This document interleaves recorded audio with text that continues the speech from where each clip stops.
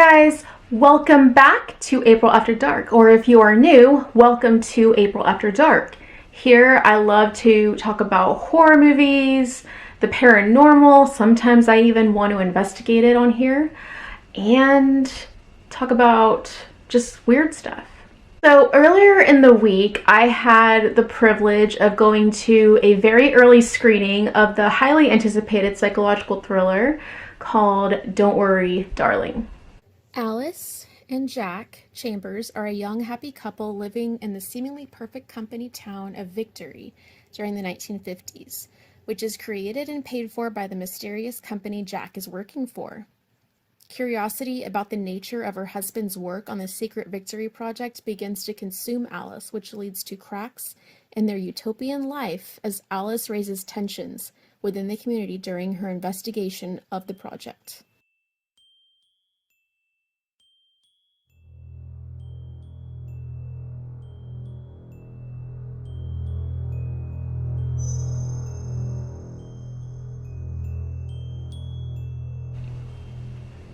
As you guys know, this film stars Florence Pugh, Harry Styles, Chris Pine, Olivia Wilde, who actually also happens to be the director of the movie, and it takes place in a 1950s utopian community, and you can kind of gather from the trailer that there's something dark going on, that nothing is quite as it seems. I immediately got Stepford Wives vibes from this film, but I knew better and knew that that was not what the movie was going to be exactly about. The entire film, you're following Alice Chambers, who is played by Florence Pugh, and her husband, Jack Chambers, who is played by Harry Styles, which they have really great chemistry on film. And I think that the acting that was done by Florence Pugh, which I appreciated very much in Midsommar, I absolutely loved in this film. She is so captivating. She has so much expression in her eyes and the way she behaves without saying anything. You just know everything in her face is telling so much. So you follow her for, I want to say, 99% of the entire film. There's lots of little weird occurrences that happen in the beginning and then obviously throughout the film that make you think there's going to be some huge reveal that is coming, but I can't quite figure out what it is. The movie had me completely on edge, wondering what was going to happen. It also made me really want a nice, smooth whiskey or scotch or whatever they were drinking in this movie.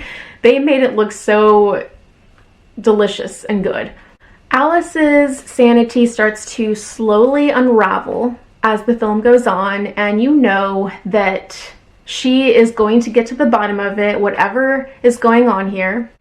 Chris Pine plays this almost cult-like leader of this community, and he's also like the head honcho, the boss of whatever this company, actually this company is called Victory, and all the men work for this, supposedly work for him, and they all live in this one little, very small community. It's all 1950s. You're not real clear on the year that is going on, but you can tell that it's set in that time period early on. And that's where you kind of get this Stepford Wives vibe, because of all the wives hang out, they drink their martinis, they all see their husbands leave in the morning in this almost in unison way in their vehicles, and then they go off to work, and you don't really know what they do, and they don't really ever talk about it. So this film is over 2 hours, and it is shot beautifully. The cinematography was amazing. Everybody looks really glamorous and beautiful, and it's beautiful to look at. I feel like this movie would have been delivered better if it had been a little short mini-series on television, because they deliver a lot of characters, and there's not a lot of development. When you figure out what is actually going on, you want to know why certain people are in the situations that they are in. And that drove me a little bananas, because at the very end, I had a lot of questions about the other characters, other than the main couple that we're focused on. You want to know more about the leader of this community, and you want to know why. And, you know, there's just a lot of questions that are left unanswered, and I feel like it could have been delivered so well if they had put this into a short little mini series. And it would have been, I mean, I don't know. That's what drives me crazy, is I want to know the backstory of so many other people besides the people that we focused in on.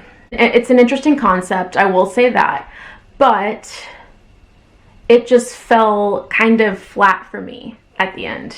And it wasn't very satisfying, because I had so many questions. I wanted to know who, what, when, where, why. Overall, I did not hate the movie. I was entertained the entire time. I did enjoy it. It has lots of creepy... Oh, by the way, the music, the score, was incredible and very haunting. Very creepy, very haunting. I guess my initial thoughts would be to just go in and have fun with the movie.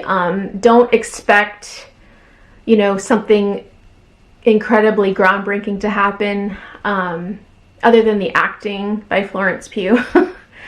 But, you know, I know that there's a lot of drama that is going on with the premiere and all the goings on behind the scenes of the people that are involved in the making of this film, and that's almost overshadowed the movie itself, I feel like. And it has absolutely nothing to do with this movie at all.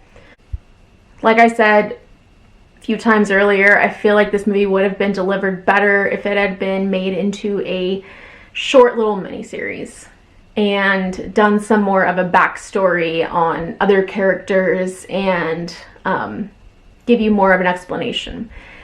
Because this is a movie that begs the question of an explanation. It's not like a horror film where there's a monster or a slasher, and that the more you explain the person or the monster or slasher, that the less scary it is. This one, you kind of need a little bit of some sort of backstory and answers to why this is happening and why this happened at all. Was it a terrible movie? Absolutely not. Like I said earlier, I was entertained by it. Since I went to an early screening of it, I did get this, which I think is really cool artwork. And it has Florence Pugh on it, who's playing Alice Chambers. And this movie doesn't come out until September 23rd, so I was not going to do a spoiler review at all. But if you guys are interested at all, let me know in the comment section below, and I may do a spoiler review, but I won't do that until after the film has been out for a while, because right now it is so early on. I would never want to ruin anything like this for anybody. So that being said, are you planning on going to see Don't Worry Darling, or are you one of the people that have seen an early screening of it? If so, what did you think of it? If you are going to go see it when it does come out, let me know what you think about it afterwards in the comment section below. I hope you guys enjoyed this video. I will see you in my next one. As always, have a very creepy day or night, whatever it is, wherever you are. Bye.